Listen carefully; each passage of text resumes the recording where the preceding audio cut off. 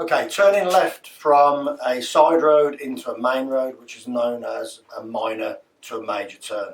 And we're going to look at turning left to start with. So on the approach to the T-junction, the examiner or the instructor will tell you to turn left at the end of the road. And the instruction you're going to get is, at the end of the road, turn left. The first thing you want to do is carry out an observation by taking a right mirror check.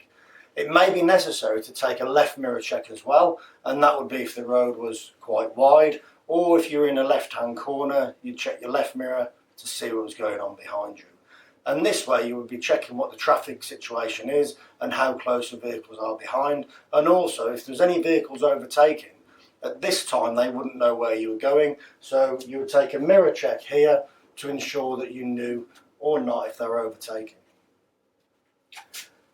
At this stage, if there was a vehicle overtaking you, what you may do is delay the signal, or you could take an observation over the shoulder to warn them off or to have a look at what they're actually doing. The next thing to do then is pop the indicator on to the left, and if you were turning right you would indicate right, but this time we're turning left, so we pop the left indicator on to tell people behind us where we intend to turn. Once the indicator's flashing, we can take a mirror check or a lifesaver over the left shoulder and then move the bike over, and we'll manoeuvre over into position.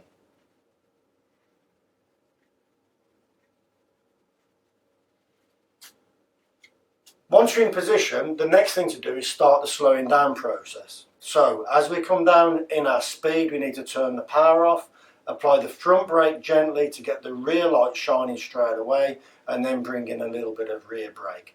What happens there is the bike is nice and stable, and as we're slowing down, the bike will dip forward onto the front as we start the slowing down process. We use the rear brake as well to settle the bike down so it's nice and even, and then as the bike's slowing down on the brakes, we also use the gears to help to slow the machine down. And we're going to use a little bit of engine braking. I'll discuss that in a second. So we start the front brake and the rear brake as we start to come into the junction.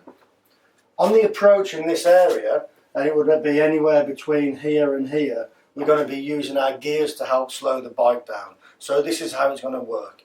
As we do a gear change, we release the clutch, and we should feel the bike slow down as we release the clutch. So I'm going to turn the power off, front brake, rear brake, and as the bike slows down, clutch in, down a gear, clutch out slowly. If the bike doesn't slow down as I release the clutch, then the gear is too high for the speed of the bike. And what you'll need to do is another gear change.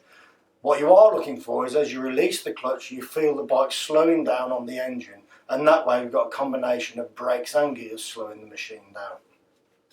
We go down the gears, and we'll be going down one gear at a time, so as we slow down we'll gear down as well, and then as we get closer to the junction we then need to have a look into the junction, and we're going to look both ways even though we are turning left, because we need to know what's going on in the new lane here. We may have a bus that's stopped and picking up passengers, we may have parked vehicles, or there could be some other kind of danger like people crossing the road. So it's very important to check both ways as we approach. As we come in here, we're going to come off the front brake and just be on the rear brake only. And you can see what I've done is I've followed the curb line around, which will give me a really nice angle to come out of the junction. At this stage, when I've had a look, I need to make a decision. And I need to decide what I'm going to do at this point. If I'm going to stop, I need to be looking forward and concentrate on stopping near the curb and also getting down into first gear. So what I do is I'd make the decision that I'm not going, I look forward, clutch comes in, double tap and finish off on the rear brake only. So once I get close enough, maybe 2-3 car lengths away from the junction, release the front brake, rear brake only for the final approach, and then what we're going to do is make the decision to stop or go. If we do stop, we stop behind the line facing forward. If we decide to go, if we decide that it's clear, then you can just release the brake and then keep the same speed all the way around the junction. So if we've stopped, we need to have another look to the right, ensure that it's safe, and once it's safe we need to look forward and then ride out of the junction nice and slowly, cancel signal and then accelerate away in that position there.